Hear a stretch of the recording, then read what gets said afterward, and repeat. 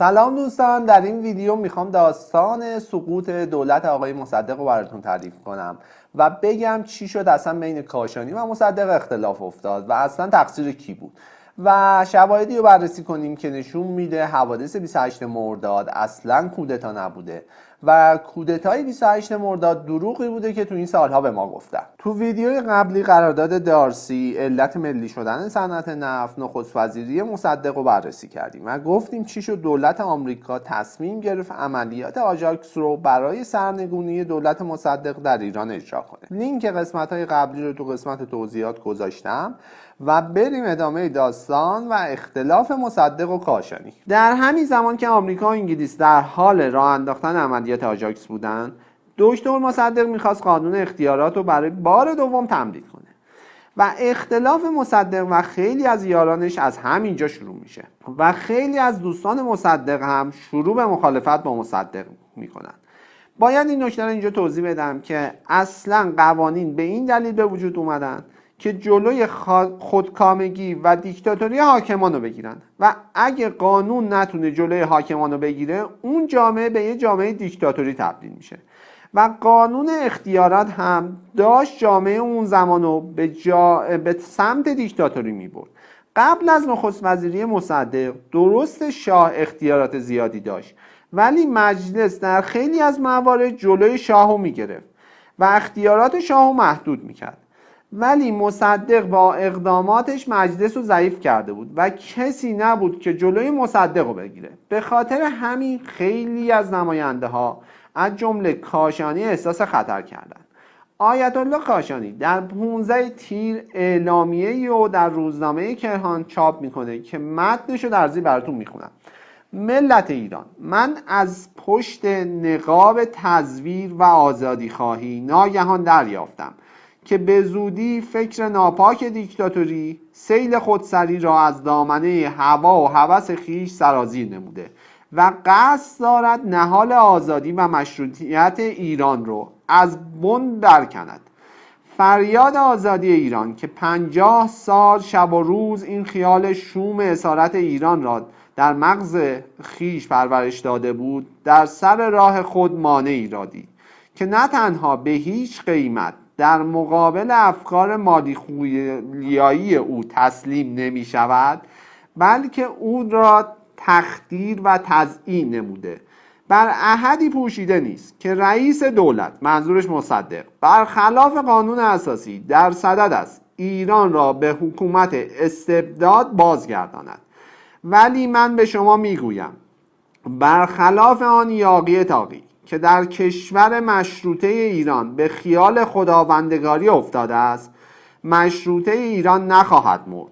روح پاک پیغمبر اسلام اجازه نخواهد داد ملتی مسلمان و مستقل با چنین افکار پست و اهریمنی تسلیم بیگانگان شود و آن شر خودسر که در راه بدکاری و خیال ایجاد دیکتاتوری قدم بگذارد محکوم به شکست و تسلیم چوبه دار خواهد شد.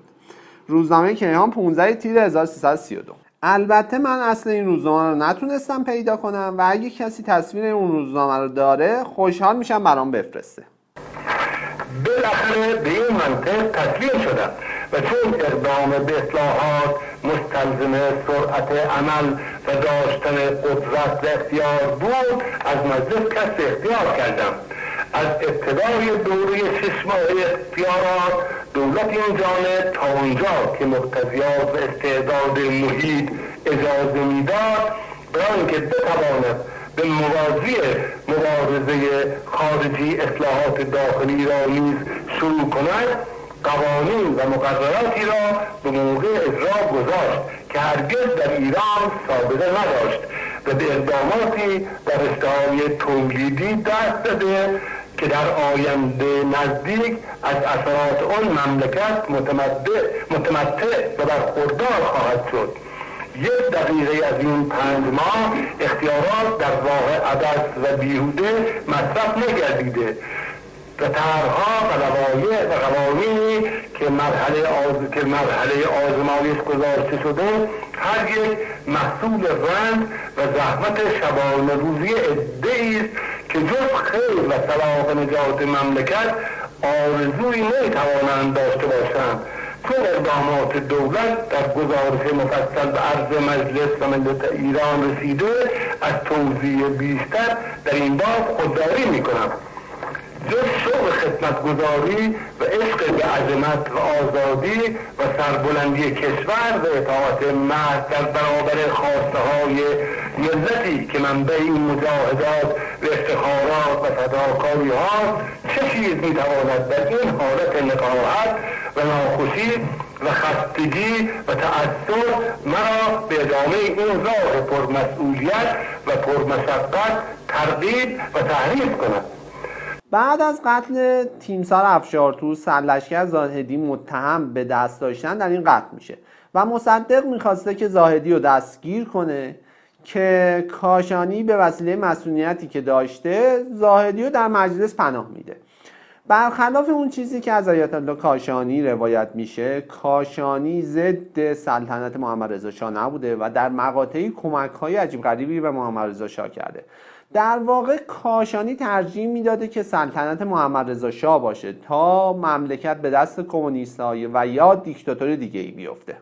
کاشانی در روزنامه کیهان در 8 فروردین 1333 میگه عقیده من این است که ایران سالیان دراز حساسیت سلطنت را دارد و فی الحقیقه وجود شاه یک جهت جامعی برای جمع‌آوری کلیه طبقات مردم به دور این مرکز ثابت است. جو سیاسی ایران بسیار ناآرام بوده و در این فضا در 28 تیر ماه روزولت به ایران میاد که رهبری کودتا رو به عهده بگیره. آمریکایی‌ها مقادیر زیادی پول به روزنامه‌ها میدن که مطالبی که اونا می‌خواستن رو چاپ کنن و بر اساس ادعای نویسنده در کتاب متن این مطالب از خود آمریکا فرستاده میشه.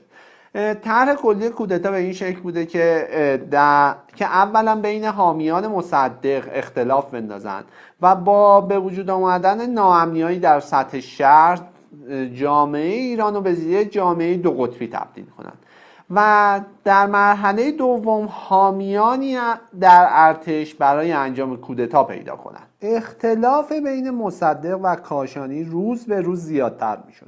مصدق برای اینکه مجلس نتونه اونو برکنار کنه از نمایندگان همفکرش میخواد که استعفا بدن و برای انحلال مجلس تصمیم گرفت که رفراندومی برگزار کنه و تهدید کرد اگه مجلس منحل نشه استعفا میده.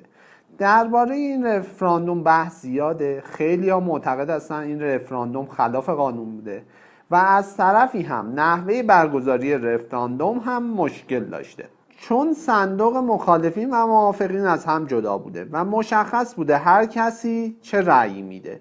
خیلی از گروه ها این رفراندوم رو تحریم میکنن. آیت الله کاشانی اعلام میکنه که این انتخابات مغضوب حضرت ولیعصر و شرکت در اون حرومه. مصدق در 12 مرداد در تهران و در 19 مرداد در شهرستان ها این رفراندوم رو برگزار میکنه. خب نتیجه رفراندوم هم مشخص بوده. مخالفین مصدق در رفراندوم شرکت نکردند و موافقین مصدق هم به تعطیلی مجلس رأی میدن.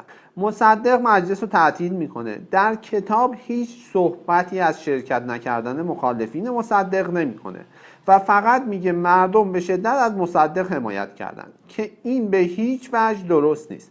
خلاصه این تعطیلی مجلس بهونه خوبی به دست مخالفین مصدق میده و خیلی از موافقین مصدق هم بهش گوشزد میکنن که اگه مجلس تعطیل بشه از نظر قانونی شاه میتونه تو رو برکنار کنه، اما مصدق میگه که شاه جرأت انجام این کار رو نداره.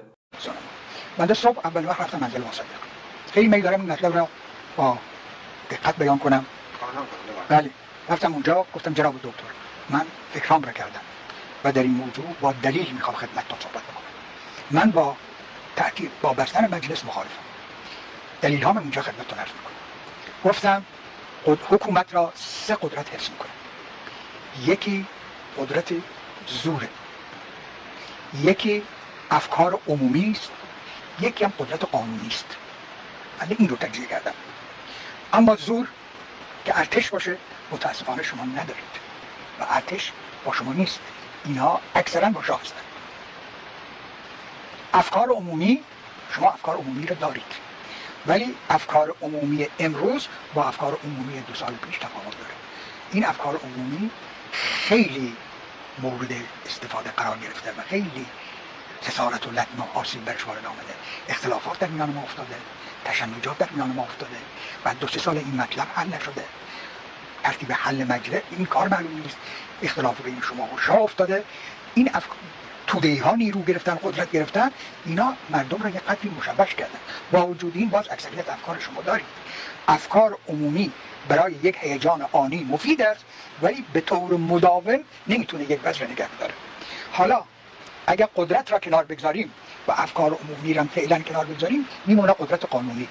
قدرت قانونی برای حفظ یک حکومت از 2 قدرت ترکیب میشه. یکی مجلس است، یکی شاه. اما شاه با شما مخالفه. شما خودتون میدونید که شاه با شما نیت موافق نداره. بنابراین تنها مجلس میمونه. شما در این مجلس اکثریت دارید و در این مجلس خودتون گفتید مکرر اگر یک رأی فقط اضافه بر نصف داشته باشید بر سر کار میمونید و من به شما قول میدم از این 80 نفر لااقل شما 50 رأی دارید. و از کجا شما میدونید؟ آقا من دلیل چیزی در این باره نمیتونم بگم با شناسایی که من دارم. گفت نخیر آقا این مجلس ما را خواهد زد. گفتم آقای دکتر بنده در تکمیل عرایزم این فکر میکنم. شما الان تحت استیضاح هستید. شما استیضاحتون را بگذارید بکنند. مجلس به شما رأی موافقت میده و در تعطیل تابستان از مجلس رو تعطیل کنید و بعد برای افتتاح مجلس ما که اکثریت هستیم 1 ماه 2 ماه کش میدیم و مجلس نمیاریم. ابستراکسیون میکنیم، مجلس نمیاد. 1-2 ماه که بگذره دوران مجلس به پایان میرسه. اون وقت تمام این وکلای مجلس که امروز با شما مخالفن به پایان مجلس که برسن میان روی زانوی شما میافتن برای اینکه بتونن دوباره انتخاب بشن و از مخالفتشون دست برمی‌دارن. شما مجلس رو نبندید به ضررتون. بعد گفتم آقا من عرض دیگری دارم. گفتم اگه شما مجلس رو بستید ممکن است با 2 وضع مواجه بشید. یکی این که فرمان عزل از شاه بگیرید، یکی این که با یک کودتا مواجه بشید. اون وقت چیکار می‌کنید؟ و آقا اولا فرمان عزل بر اولا شاه نمیتونه بده، بر فرض بوده ما پوش بش نمیدیم. دوم کودتا، ما حکومتی قدرت در دست ما خودمون جلوگیری می‌کنیم. مطابق قانون اساسی ما در قیام مجلس این شاه فرمان عزل نخست‌وزیر رو داره دیگه، نداره؟ داره دیگه. کسی دیگه چطور دکتر مصدق متوجه مصدق میگفت که چون من مجلس به من رأی داده و چون مردم آمد پشتیبان من هستن و در سیه تیر قیام کردن، شاه نمیتونه و بعد من به مردم متوسل میشم و وسیله مردم شاه را باز تسلیم میکنه. خلاصه نیتش این ناراحت شد از حرف من به یک کلامی گفت که این کلام تاریخی است و نمیدونم بگم یا نگم. ولی به من گفت آقا جناب عالی که امروز صبح آمد اینجا ترس کشیدید. من خیلی ناراحت شدم از این حرف. گفتم آقا مصدق من ترس نکشیدم. شما هر کاری بکنید ما از پشتیبانی از خدمت به شما دست نمیکشیم، ولی در مقابل وجدانم من مسئولم که اون چرا مفید و حال مملکت رو شما میدونم خدمتتون عرض کنم و حالا میگم شما هر کاری بکنید من با مخالفت با شما نخواهم کرد، ولی نظر خودم رو عرض کردم. مرحمت جان رفتیم به مهمانی در کرج، اونجا رفقای دیگر من هم بودن، نهار خوردم، گفتم بخوریم، اون بود نهار وداعه، بخوریم این نهار وداع است. برای اینکه ایشون اعلام چیز کرده بودن، اعلام رفراندوم کرده بودن و بعد اون رفراندوم را انجام دادن که ایشون با اکثریت قاطع البته رأی آوردن و مجلس را بستن. یکی از مشکلاتی که روزولت در انجام کودتا داشت این بود که شاه فرمان عزل مصدق و انتخاب زاهدی به عنوان نخست وزیر رو امضا نمی‌کرد. افراد زیادی با شاه ملاقات می‌کنن که اون رو راضی به انجام این کار کنن که فایده‌ای نداشته.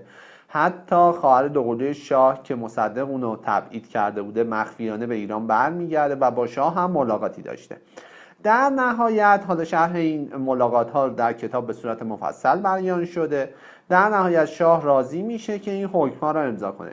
شاه به اقامتگاه خودش در شمال کشور میره و سرهنگ نصیری این حکم ها رو از شاه میگیره. خیلی ها معتقدن که شاه برگه های سفیدی رو امضا کرده و آمریکایی‌ها و یا کودتاچیان خودشون متن این فرامین رو نوشتن.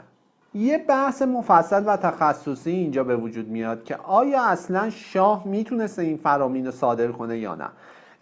در کل چیزی که من از این بحث ها دستگیرم شد این بوده که در قانون اون زمان هیچ پیشبینی در این خصوص انجام نشده بوده. طبق قانون اون زمان مجلس باید نخست وزیر رو تعیین کرده، ولی در اون زمان مجلس تعطیل شده بوده و خیلی ها معتقدن شاه به عنوان رئیس قوه مجریه میتونسته مصدق رو برکنار کنه. ولی خب خیلی هم این اعتقاد ندارن و معتقدن شاه کاری خلاف قانون انجام داده. تقریبا همه چیز برای اجرای کودتا در ایران آماده بود و قرار بود در 25 مرداد 1332 سرهنگ نصیری ابتدا به خونه تیمسار ریاحی رئیس ستاد ارتش بره و تیمسار ریاحی رو دستگیر کنه و بعد به خونه مصدق بره و فرمانهای عزل رو به مصدق بده و مصدق هم دستگیر کنه و واحدهایی هم برای دستگیری سایر یاران مصدق مثل دکتر فاطمی ارسال شده بود. سرهنگ نصیری به در خونه تیمسار ریاحی میره ولی کسی در خونه نبوده و سرهنگ نصیری شک نمیکنه و به راه خودش به سمت خونه مصدق ادامه میده، ولی در واقع طرح کودتا لو رفته بوده و تیمسار ریاحی واحدهایی از ارتش رو برای مراقبت از مصدق به سمت خونش ارسال کرده بوده. سرهنگ نصیری دیر به خونه مصدق میرسه و وقتی فرمانهای عزل رو به مصدق میده، مصدق این فرمانها رو مخفی میکنه و دستور دستگیری سرهنگ نصیری رو صادر میکنه. فردای روز کودتا سایر یاران دکتر مصدق مثل دکتر فاطمی که دستگیر شده بودن هم آزاد میشن و شاه که در رامسر بوده با هواپیمای اختصاصی خودش ابتدا به عراق و بعد به ایتالیا میره. ثریا همسر شاه در کتاب خاطراتش میگه که شاه بعد از رسیدن به ایتالیا بسیار ناامید بود. مداد رو از کیفش در آورده بود و حساب کتاب میکرد که با این پول اندکی که همراه داره میتونه ملک متوسطی بخره و باید در زندگی صرفه‌جویی کنه و پذیرفته بود دیگه بازگشتی در کار نیست. مصدق خیلی از افرادی که در کودتای 25 مرداد دست داشتن مثل سرهنگ نصیری رو بازداشت میکنه. از اینجای داستان یعنی بعد از 28 مرداد صاحب نظران دو دسته میشن. عده‌ای از اساتید مثل استاد غنی نژاد معتقد هستند که 28 مرداد کودتا نبوده و عده دیگری از اساتید مثل استاد داریوش رحمانیان که متاسفانه اخیراً خبر اخراجشون از دانشگاه منتشر شده معتقدند که 28 مرداد کودتا بوده. در ادامه نظر هر دو رو بررسی میکنیم، اما قبل از ادامه ماجرا بگیم که ما خیلی متاسفیم که اساتید برجسته‌ای مثل استاد رحمانیان از دانشگاه اخراج میشن و جاشون رو افرادی که اصلا صلاحیت ندارن پر میکنن. خب بریم بررسی نظر دو دسته. کتاب معتقده که 28 مرداد کودتا بوده که البته ماجرا رو بیشتر شبیه قصه ها بیان میکنه تا واقعیت. کتاب میگه که بعد از شکست خوردن کودتای 25 مرداد زاهدی مخفی میشه و از آمریکا به روزولت پیام میدن که کودتا شکست خورده و ایران رو ترک کنه. روزولت قبول نمیکنه و نقشه جدیدی میریزه و سعی میکنه با دادن رشوه و وعده ارتقای درجه گردانهایی از ارتش رو با خودش همراه کنه. روزولت به تیمسار ریاحی هم پیشنهاد میکنه که به کودتاچیان بپیوند و یا تهران رو ترک کن و اقدامی نکن، که تیمسار ریاحی قبول نمیکنه، ولی در نهایت تعدادی از واحدهای ارتش قبول میکنن که به روزولت کمک کنن. در کتاب از قول روزولت مدعی میشه نویسنده که $10,000 هم روزولت به کاشانی رشوه میده که هیچ مدرکی در این خصوص وجود نداره. روزولت به کمک عواملی که در تهران داشته که سردسته اونها برادران رشیدیان بوده، تعدادی از اراذل اوباش رو به اسم طرفداران مصدق به خیابون میاره. این عده از جنوب شهر حرکت میکنن و در بین راه خیلی از طرفداران مصدق و کمونیست ها به این دسته اضافه میشن. وقتی این دسته به مرکز شهر میرسه تعداد اونها به 10,000 نفر میرسیده. این عده با مردم درگیر میشدن و مغازه ها رو غارت میکردن و شعارهایی ضد شاه سر میدادن و وقتی به مجسمه رضا شاه در مرکز شهر رسیدن این مجسمه رو سرنگون کردن. 2 روز وضع به همین شکل بود و دکتر مصدق به پلیس دستور داده بود که مداخله‌ای نکنه. بعد از 2 روز سفیر آمریکا آقای هندرسون با مصدق ملاقاتی میکنه و به مصدق میگه که خیلی از اتباع آمریکایی مورد تهدید قرار گرفتن و بهتره وضع جامعه رو آروم کنه. مصدق به پلیس دستور مداخله میده و از طرفدارانش میخواد که در خونه ها بمونن و به خیابون نیان. مصدق تیمسار محمد دفتری رو به عنوان رئیس شهربانی منصوب میکنه که در مورد این انتصاب بحثای زیادی است. چون تیمسار دفتری هم از طرف مصدق حکم داشته و هم از طرف زاهدی. کیانوری در کتاب خاطراتش میگه که من شخصا به مصدق زنگ زدم و گفتم دفتری با توطئه کنندگان است و مصدق پاسخ داد که نه، دفتری به من وفادار است و تو اشتباه میکنی. مصدق از دفتری میخواد نیروهاش رو در خیابون مستقر کنه و مانع هر گونه تظاهراتی بشه. شب 27 سکوت در خیابون‌های تهران حکم فرما بود و در روز 28 مرداد روزنامه‌ها حکم برکناری مصدق و انتصاب زاهدی رو به عنوان نخست وزیر در صفحه اول خودشون چاپ می‌کنند و گروهی از مردم که روزولت مدعیه اونها برای پول به خیابون‌ها اومده بودن و توسط سازمان سیا سازماندهی شده بودند رو از محلات جنوب شهر به سمت مرکز دولتی حرکت میدن. این دسته اراذل و اوباش با حمایت واحدهای مختلف ارتش مراکز مهم دولتی رو تصرف میکنن. تنها یه نفر میتونست به مصدق کمک کنه و اون تیمسار ریاحی بود، رئیس ستاد ارتش، که ریاحی هم توسط واحدهای از ارتش دستگیر شده بود. ولی ریاحی قبل از دستگیریش به معاون خودش تیمسار کیانی دستور داده بود که واحدهای از ارتش رو برای حمایت از مصدق به خیابون بیاره. کیانی هم واحدهای از ارتش رو از پادگان اشرت آباد به سمت مرکز شهر حرکت میده. در بین راه نیروهای دفتری مانع از عبور کیانی میشن. دفتری به کیانی میگه که ما با هم برادریم و هر دو از شاه اطاعت میکنیم و نباید برادر کشی کنیم.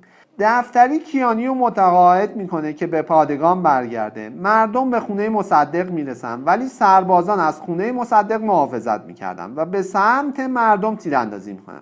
تو این تیراندازی تعدادی کشته میشن و این درگیری ها ادامه داشته تا اینکه سرلشکر زاهدی از مخفیگاهش بیرون میاد و با واحدهای از ارتش به سمت خونه مصدق حرکت میکنه. سربازان با تمام شدن مهمات و رسیدن زاهدی تسلیم میشن ولی مصدق از در پشتی فرار میکنه. مردم خونه مصدق رو غارت میکنن و اونجا رو به آتش میکشن. مصدق فردای 28 مرداد با زاهدی تماس میگیره و خودش رو تسلیم میکنه. تا اینجا روایت اول بود و من به شخصه این بخش از روایت کتاب رو قبول ندارم و به نظر میاد که تمام حقیقت نیست. روزولت در داستانی که تعریف کرده کمی اغراق کرده و نقش خودش رو پررنگ‌تر کرده. روزولت میتونسته چند نفر رو با پول بخره ولی تو کتاب طوری عنوان شده که انگار روزولت به همه کسایی که تو خیابون اومدن و کشته شدن پول داده. در واقع تغییر حکومت به این راحتی نیست که مثلا آمریکا بتونه با هزینه 1 میلیون دلاری حکومت یک کشور رو عوض کنه. اگه به این راحتی بود که در کتاب بیان شده، آمریکا در اولین تنشی که با ایران داشت حکومت ایران رو عوض میکرد. ولی روایت دوم، مصدق در 2 سال و چند ماهی که نخست وزیر بود مسیری رو در پیش گرفت که خیلی از دوستان و حامیان خودشون مثل کاشانی، حائری‌زاده، ملکی و بقیه از دست داد و غیر منصفانه است که تمام افرادی که به مصدق پشت کردن رو وطن فروش و خائن بنامیم. مصدق برای رسیدن به اهدافش خیلی از نهادهایی مثل مجلس و ضعیف و تعطیل کرده بود و از طرفی هم 75% از بودجه کشور که از طریق فروش نفت بود با ملی شدن و تحریم انگلیس به صفر رسیده بود و مصدق برخلاف وعده‌هایی که داده بود هیچ برنامه‌ای برای اینکه کشور از بنبست تحریم بیرون بیاد نداشت. از طرفی چند دستگی عجیبی تو ایران به وجود اومده بود و برخی از یاران دکتر مصدق مثل دکتر فاطمی و حزب توده میخواستن حکومت پهلوی رو کنار بزنن و تو ایران جمهوری برقرار کنن. و فردای کودتای 28 مرداد روزنامه‌های طرفدار مصدق مثل باختر امروز که برای دکتر فاطمی بود خبر کودتا رو چاپ میکنن و شاه رو خائن مینامن و روزنامه‌هایی مثل شورش هم توهین‌هایی به شاه میکنن. از طرف دیگه گروه‌های مذهبی و خود مصدق هم تمایلی به برکناری نظام سلطنت نداشتن. درسته که خیلی از گروه‌ها و مردم در 30 تیر به خیابون اومدن و از مصدق حمایت کردند، ولی این به معنی مخالفت با پهلوی و شاه نبود و سایر گروه‌ها مخصوصا توده‌های مذهبی کشور که رهبریشون رو کاشانی به عهده داشت موافق تعویض حکومت نبودند. یک سگی را نزدیک مجلس عینک بهش زدن و اسمشو آیت الله گذاشتن. این در زمان اون بود که اینا فخر میکنن به وجود اون هم مسلم نبود.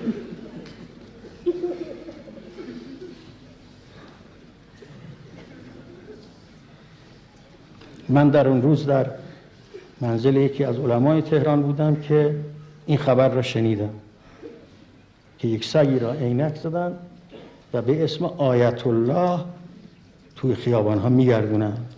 من به اون آقا عرض کردم که این دیگه مخالفت با شخص نی، این سیلی خواهد خورد و طولی نکشید که سیلی را خورد و اگر مونده بود سیلی را بر اسلام میزد.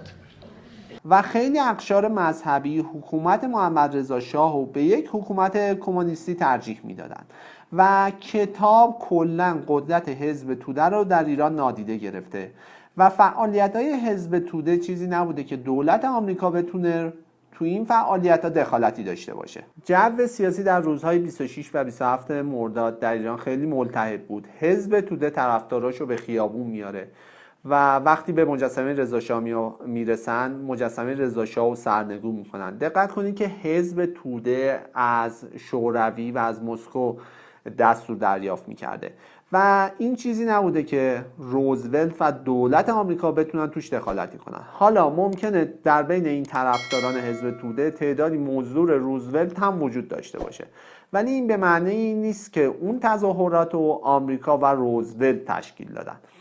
و از طرف دیگه مصدق هم تمایلی نداشته که حکومت به دست کمونیستا بیفته، به خاطر همین به پلیس دستور سرکوب میده و از طرفدارانش هم میخواد که در خونه ها بمونن. در روز 28 مرداد مصدق هیچ اقدام خاصی برای مقابله با تظاهرات طرفداران شاه انجام نمیده.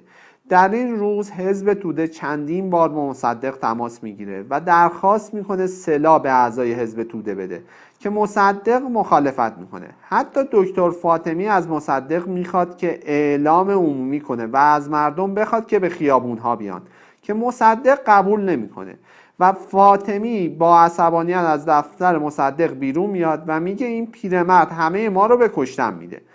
اما چرا مصدق اقدامی نکرد؟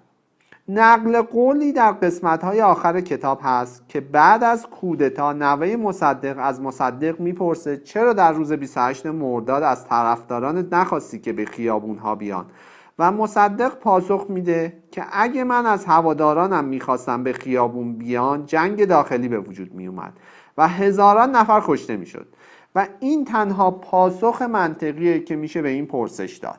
فردای 28 مرداد مصدق خودشو تسلیم میکنه. زاهدی کنترل امور رو به دست میگیره و شاه به ایران برمیگرده.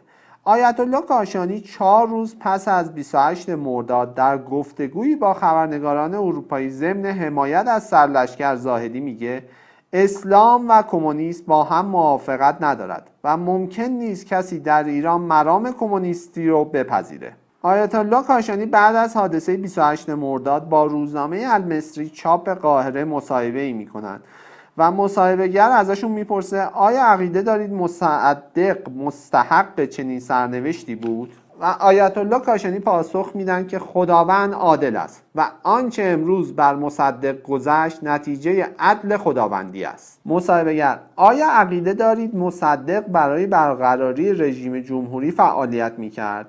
آیت الله کاشانی آری، برای برقراری جمهوری میکوشید. مصدق 4 ماه قبل میخواست شاه را از ایران اخراج کند ولی من نامه‌ای به شاه نوشته و از او خواستم که از مسافرت خودداری کند و شاه هم موقتاً از فکر مسافرت منصرف شد.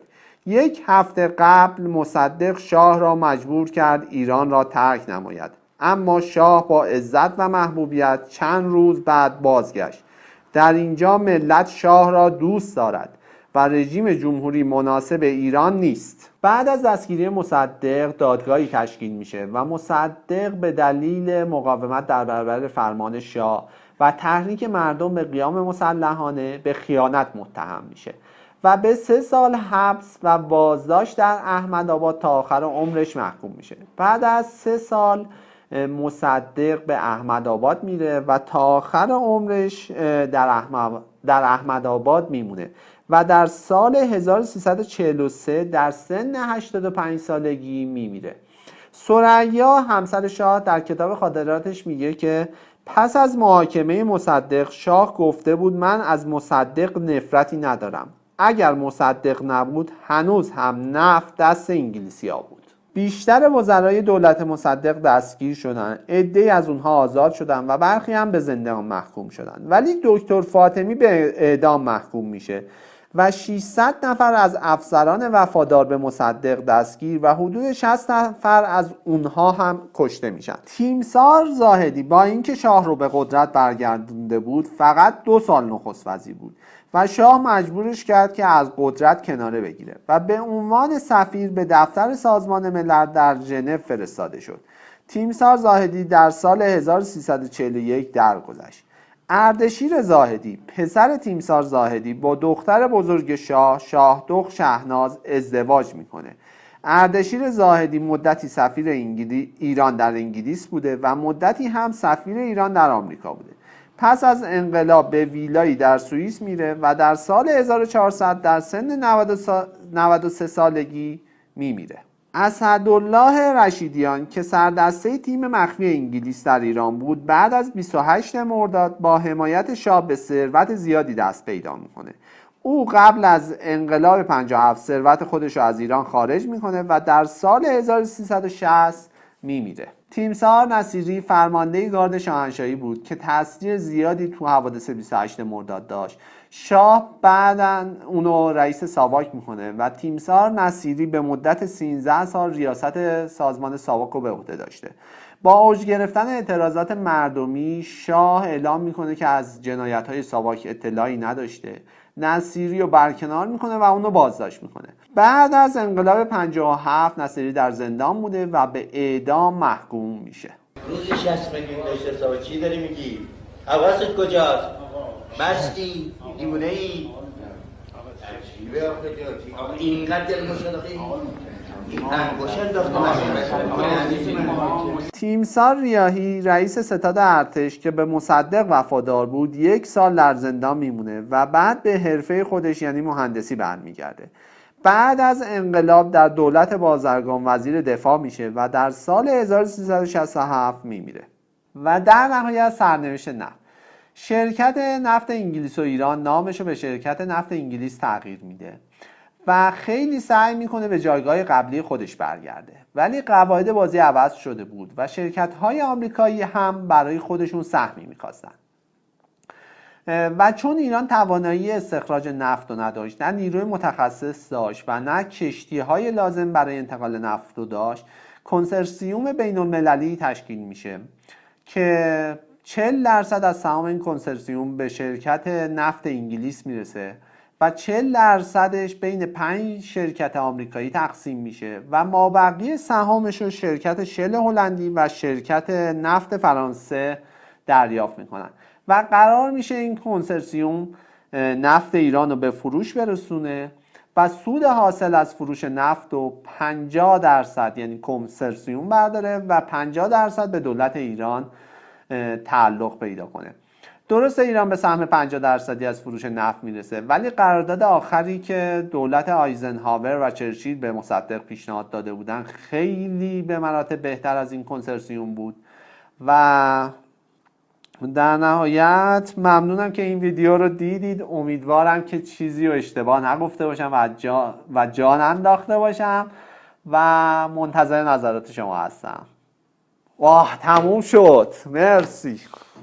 الو اینجا تهران، الو اینجا تهران، مردم خبر بشارتانی مصدق خائن فرار کرده است. محتاج به گفتن من نیست، بلکه دنیا نیز آگاه است که از تاخیز بی سابقه و جنبش پر افتخار اخیر ایران را هیچ کس جز ملت شالوده گذاری نکرده.